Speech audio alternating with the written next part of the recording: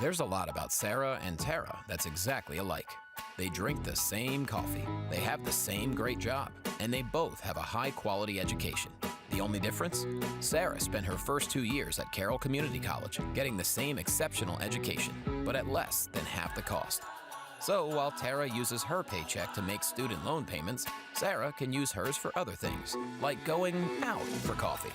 Get started at carrollcc.edu. Carroll Indoor Sports Center, celebrating its 30th season. 66,000 square feet of fields and courts. Rain or shine, multiple soccer and lacrosse leagues, artificial turf fields and courts to rent. Party rooms and snack bar available. Summer camp for the kids. Safe indoor environment for athletes of all ages. Carroll Indoor Sports Center. Your sport, anytime.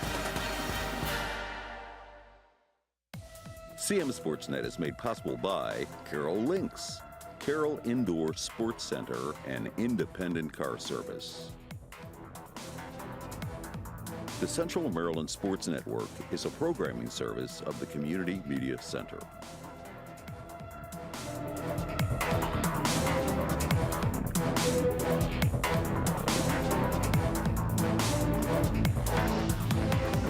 Everyone, and welcome to a special CM SportsNet broadcast, the first round of the regional football playoffs. We've got you covered tonight with live halftime and post-game reports. This is the halftime report. He's Nathan Schwartz. I'm Pat Stoetzer, and it's halftime around Carroll County. We've got 4 games in progress tonight, 1 more tomorrow. Nathan, always a fun time of the high school football season. We're into the playoffs. We are into the playoffs, Pat. It's the perfect time of year, right? You finally start to, see everything that you've been working for the entire season come full circle. There's only, a few teams that can make it so far. So it's been an exciting first half of action all across the county. Absolutely. Before we get to our halftime report, let's check in on Liberty as the Lions were in action Thursday night in Williamsport. Did the Lions come home with another road win for the second year in a row? Let's take a look at the highlights. Liberty opened the Class 2A 1A West Region playoffs on the road in round 1 against Williamsport, and the Lions make an early defensive stand. Pressure on Wildcats quarterback Gabriel Parker, who flips the ball to Tamaj Boyce Brown before Liberty's Teddy Roche gets to him and forces 4th down. Lions on the move late in the first quarter, but they fumble the ball. It's Ian Boyer with the recovery for Williamsport. No score midway through the second quarter, and the Lions are in punt formation, but they can't handle the long snap. The Wildcats get great field position. Williamsport makes Liberty pay. Parker goes down the field for Mark Hall, and it's a 34-yard touchdown strike. Wildcats lead 7-0. Pass is complete to number. Liberty puts together an answer. Freshman QB Brian Peters finds Stephen Puckett for a big gain inside the Wildcats' 10-yard line. And Carter Weddle with the tush push on 4th and goal gives the Lions their first points of the contest. The PAT is good. We're tied up 7-7. Parker tries for a long pass for Williamsport, but it's Jamison Durst there for the interception, and Liberty gets a takeaway.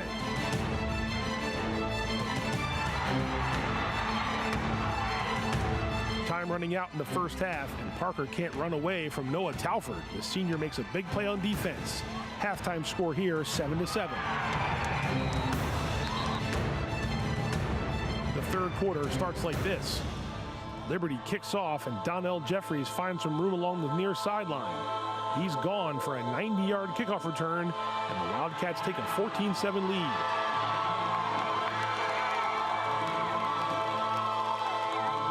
Midway through the third quarter, 4th down for the Lions, but Peters finds Callum Greco to move the chains. Another 4th down. Peters again rolls out and again finds Greco to give Liberty a 1st and goal.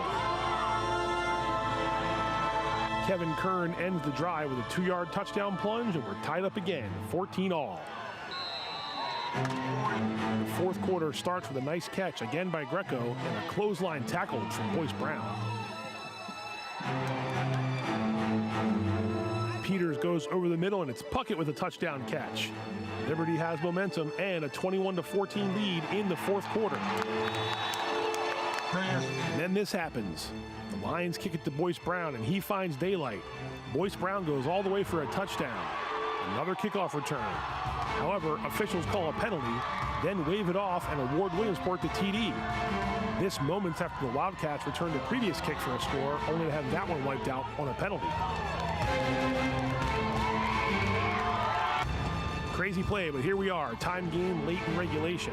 Peters cannot convert this fourth down pass, and Liberty turns the ball over on downs. But the Wildcats go 3 and out in a hurry after this pass falls incomplete. Punt formation for Williamsport, and it's blocked. Charlie Frothingham with a deflection. Landon McAllister saves the day for the moment for the Wildcats, but the Lions get a safety here as he's tackled in his own end zone. Liberty with the ball, trying to run out the clock, but it's another fumble. Williamsport has life after the recovery by Jordan Wigfall. A few plays later, Frothingham comes up huge again. He picks off Parker and breaks off a nice return despite his coaches begging him to give himself up. And that's it after a kneel down. Final score, Liberty 23, Williamsport 21. The Lions come to Washington County for a second year in a row and come home with an exciting playoff victory. And actually good for tonight's game. Final score, Liberty Lions 23. Williamsport Wildcats 21. Williamsport Liberty comes home with a win. Before we talk about the game, Nathan, there's a quick look at the 2A, 1A West bracket. You see Liberty with the win. They advance. Look at the winner of Middletown, Owings Mills. We checked earlier. Middletown was winning. They're the 1 seed in 2A, 1A West there. The other games we'll get into, Century Walkersville. South Carroll plays Randallstown tomorrow, Saturday afternoon. Randallstown, the 2 seed. South Carroll, the 7 seed. And the Century Walkersville game is the 3 against the 6. Nathan, you saw Liberty do enough to come back with that win. Those highlights were wild. 3 kickoffs, return for touchdowns, 2 counted. The Lions have a knack of playing in these close games, and sometimes they come up short. What felt different in your eyes watching the highlights there this time around on the road? Second year in a row, they beat them in the playoffs. Yeah, it's one of those weird games where special teams is really the catalyst in the game. I mean, for Liberty, it turned out to be working out in their favor at the end, right, where they get the block punt that kind of sets up the score that ultimately gets them the win at the end of the game. But it was almost not that way for a while, where those kickoffs really could have cost them. This was by no means Liberty's, top performance of the season, and they've played a lot better football throughout the season, whether it be, week 1, they've had some games not go their way when it's been that close. They've had a lot go their way when it's been that way, but man, that's just the game of football, right? Especially in the playoffs. It looks like Liberty will, again, if it's chalk, Liberty will go play Middletown in the next round. If Owings Mills were to pull off a huge upset, the Lions would play Owings Mills. We're going to jump into tonight's matchups. We have 4 games around the county tonight. We had Seed School at FSK. We do have Seed School at FSK. We have Bel Air at Manchester Valley, Walkersville at Century, and North Hartford at Winters Mill. We'll start with Seed School. We're going to take a look at the bracket. That's right. 2A North is up first. There you go. We know Winters Mill is the top seed. They've got North Hartford tonight. Man Valley gets the home game against Bel Air. C. Milton Wright advanced to beat Eastern Tech with some games on Thursday. And then Carver Tech, playing in Lansdowne. So that top bracket could be county against county in round 2. We'll find out after the end of tonight's games if that comes to be.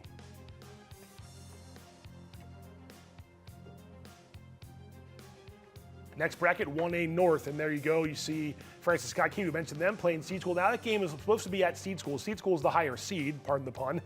They play on Saturday. They don't have lights. They usually play on Saturdays. They don't have lights in their stadium. Daylight savings, can't probably play at 2 or 3 or 3 or 4 o'clock because you're going to run out of daylight. They asked to come play at Key. Ryan Kimball, the AD, agreed. So Key hosting the game tonight, Seed School, the higher seed, and then Pikesville, Catoctin in there as well. That's the 1A North win. There's 2A, 1A West. We mentioned them already. Liberty gets by Williamsport. Middletown's got Owings Mills. Century Walkersville, and tomorrow we have South Carroll at Randallstown.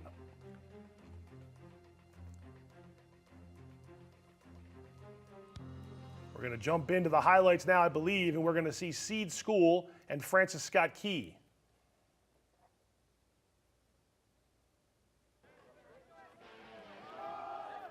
Again, we mentioned Key hosting, but the Sabres are the ones that strike first. A long catch sets up Dominic Wilkins for a rushing touchdown. Seed missed the PAT, take a 6-0 lead. And you mentioned, Nathan, how it was ground and pound in some of these games, and Seed School, this is the PAT that was no good. We're going to see Seed School kind of set the tone early on the ground and set up the pass. Yeah, throughout this entire first half, it really felt like Seed School, hit the ground running, and they were able to, go through the air a couple of times. You'll see a touchdown pass there. Jared Gregory on the other side of that touchdown pass from Malcolm Smith. Just one of those first halves for Seed School where everything went right, and Key really could never get that answer. Yeah, that was the fourth down try there. You just saw it came up short. They're just trying to keep pace with Seed. They were up there by 2 scores there late in the first quarter. They come up short, but the defense was made some big plays. I think that's Chase Rapogle, nice tackle for loss for the Eagles. So the defense trying to keep their team in the game. But then the offense finally got going a little bit here. I believe this is Raekwon Warfield, a nice run to help move the chains. So Eagles a little bit stuck in the mud, so to speak, early on, but they try to get things going there. But Seed gets the ball back, and you're going to see Malcolm Smith, the quarterback, go up top and find Elijah Williams all alone behind the secondary. That made the score 20-0. So just a lot for Key to overcome here early on in this game. Yeah, just one of those plays where, you see Taku break one free there. Again, FSK really didn't have that offensive firepower that they've been able to have, whether it be a long Etzler pass or a long Taku run. Those were his 2 highlights right there of the entire first half, and Warfield had that nice run up the middle as well. But it was really, for Seed School, in my opinion, that connection between the quarterback Malcolm Smith and Elijah Williams, there he was again, the receiver. That's their second meetup of the first half. Yeah, they lead 27-0 there at the half. We're going to head up to Man Valley now, where Man Valley and Bel Air got it on at the stable. Getting on the stable, a nice 4th down stop as the Bobcats were moving the ball near midfield. If you like defense, you like this first half, Nathan. A pretty good matchup here of 2 good defenses so far. And this is, when Manchester Valley has won some of these tighter games, it's been because of their defense. And how about this run here for our friend Rufus? That's your guy, Rufus Bradley. We couldn't find him on the roster. We had to dig deep. We found him, the young man with a head of steam there, into Mavericks territory. Another long run, I believe you said this was courtesy of John Johnson for Bel Air. So Bel Air trying to get that ground and pound. This game moving very fast, by the way. Fast moving first half. Yeah, and the only points of the half coming on this field goal from Caleb Yoakum. There it is. Connor Stack really didn't get going for Manchester Valley in this first half. Bo Snell was trying his best to try and make something happen, but the Mavericks really just had not much going other than this pass to Ferrano in that first half. Yeah, big half gain of first down there. End of the first quarter, and we got late second quarter action here. Michael Moore is going to complete a pass to Tyler Fenwick, kind of over the middle there, a nice little slant route. He gets all the way, right to the midfield stripe, basically. So big plays were at a premium. They were trying to come up with big plays. We're going to see Dominic Gray, I believe. Moore is going to complete a pass here to Dominic Gray, a nice catch between 2 defenders, so a nice job there. So again, whoever can make that play in the first half is going to have the advantage. But Bel Air bogged down here at the end of the half. Time running out. They were out of timeouts. Man Valley makes the stop. Bel Air is in the red zone, but time runs out in the half. So Bel Air leads this one 3-0 at the half. They tried to run this play at the end, but they ran out of time, and that was the end of that one. So defensive struggle in the first half. You mentioned, can Connor Stack get going in the second half for Man Valley? Down to the Castle in Eldersburg. Walkersville at Century. Again, the Knights get the home game based on the record, but Walkersville, had a good season this year. We saw them beat Liberty. Here's Colton Amaral getting into the secondary, and Colton Amaral, one of the top rushers in Frederick County, gets all the way down inside the 20-yard line, 15-yard line for the Lions. You're going to hear his name a lot in these first half highlights. He was kind of doing a little bit of everything, as was Owen Brooks, the quarterback. But not on that play. That was DeLone Barnes for Century with the pick. A nice job there, too, because the Lions were, again, in the red zone there midway through the first quarter. So DeLone Barnes with the pick. Although I think this is going to be a giveaway, takeaway situation here. Who was it? Messiah Martin picking off Jake Dexter and almost scoring, getting down to the 1-yard line. So the Lions giveth and the Lions taketh away. And that's going to set up an Owen Brooks touchdown sneak for the first points of the game. Walkersville up 7-0. Like you said, we're going to hear Colton Amaral's name again very soon. Very soon. And another one of those goal line situations for Walkersville. This has been their bread and butter. They were just attacking the ground game and getting down inside the 5 and doing what they do best. Luckily, Amaral was okay. Yeah, he was banged up there. It looked bad injury. At first, but we're going to see him again, actually, in a moment, and I think he's on defense. Yeah, right here. We didn't think he was going to come back into the game. Well, there he is. Interception. Like you said, Walkersville getting it right back from Century. That's kind of been what this half has been. Walkersville capitalizing on Century's mistakes. That's another sneak from Owen Brooks. So Owen Brooks has 2 of those. 21-0 your score. Walkersville at the half, in front, in good shape in Eldersburg. All right, another home game in a 1 seed. We mentioned North Hartford coming to Winter's Mill, the Falcons' Nest, and we've got Luke Phillips breaking off a nice run here early in this game for Winters Mill. We talked about ground and pound. The Falcons rather have done a lot of pounding the ball on the ground in this one. It's been that triple-headed monster of Phillips, Andolina, and of course the quarterback, Austin Denning. Rushing touchdown there for Denning gets the Falcons on the board, 7-0 after the PAT. North Hartford's been an uphill battle for the Hawks. It's bobbled the punt snap there, and Winters Mill swarms, and North Hartford goes down. So again, giving Big Mill rather, good field position.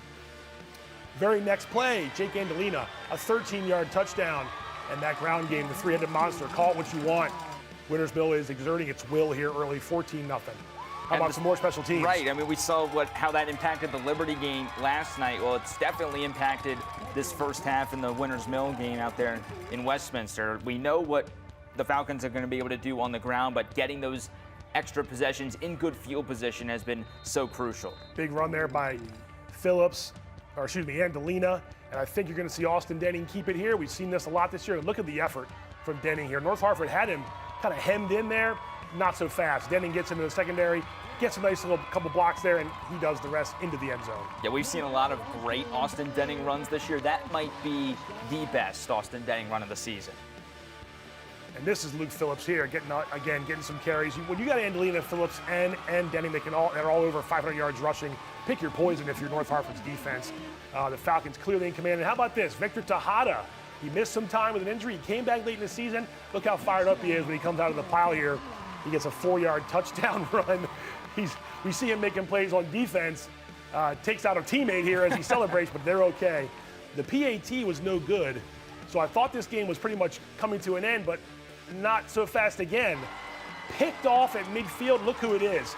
Tejada rumbling past the white-hatted official. He's not going down. He's into the end zone. The high knees and everything. They actually went for 2 to make it 35-0. So Winters Mill will get the benefit of the running clock. Here's your halftime scores. They'll have the running clock to start the second half. Seed School 27-0 over Key.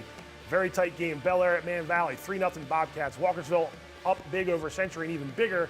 Winters Mill looks like they're on their way to hosting another game next week. Everything will be second half action later tonight. We'll be back, by the way, after these games. So please stick around later tonight around 9:30. Nathan and I will come back on the air and wrap things up. Just quickly, Nathan, your thoughts about what we watched, include Liberty too, how things have gone so far for the Carroll County teams. Well, I'll start with Winters Mill and what they've been able to accomplish in this first half, doing what they do best, and that's running the football, turning the ball over for the other team, capitalizing on those mistakes. 35-0 at the half. Can't get much better than that. On the other hand, every other team has not been able to get to what they've been doing so well all season. Century hasn't been able to throw the ball with Jake Dexter to Koenig and Duncan on the outside. FSK hasn't been able to get Taku going and Etzler going. And on top of that, Pat, you look at Liberty, they really haven't had it. Last night they won the game, but they didn't really get to their bread and butter. And looking at the Manchester Valley score as well, Connor Stack pretty much a non-factor in that first half. Yeah, no, you're right. And all the things you said, we'll see if they can turn things around, who can turn things around in the second half. Just a reminder to come back at 9:30 for a live post-game report. Nathan and I will be here the rest of the evening to recap the action and find out which teams advance to the second round of the regional playoffs. Be sure to catch all of our high school sports content online on Facebook and YouTube, and as well as visit our website, CMSportsNet.com. You can watch us on cable channels 18 and HD 1072, and be sure to follow us on Instagram, of course, CMSportsNet Action. Take a break. We're going to be here. Don't go away for too long. Around 9:30, come on back. We'll have a post-game live report for you and find out who's moving on to the second round of the playoffs.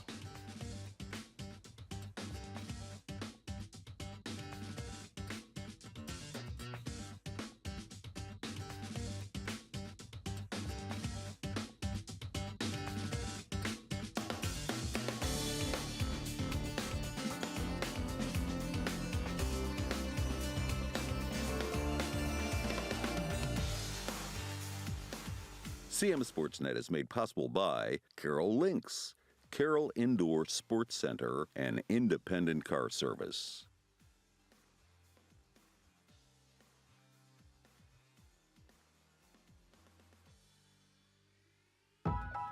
There's a lot about Sarah and Tara that's exactly alike. They drink the same coffee, they have the same great job, and they both have a high-quality education. The only difference? Sarah spent her first 2 years at Carroll Community College, getting the same exceptional education, but at less than half the cost. So while Tara uses her paycheck to make student loan payments, Sarah can use hers for other things, like going out for coffee. Get started at carrollcc.edu. Carroll Indoor Sports Center, celebrating its 30th season. 66,000 square feet of fields and courts. Rain or shine, multiple soccer and lacrosse leagues. Artificial turf fields and courts to rent. Party rooms and snack bar available. Summer camp for the kids. Safe indoor environment for athletes of all ages. Carroll Indoor Sports Center. Your sport, anytime.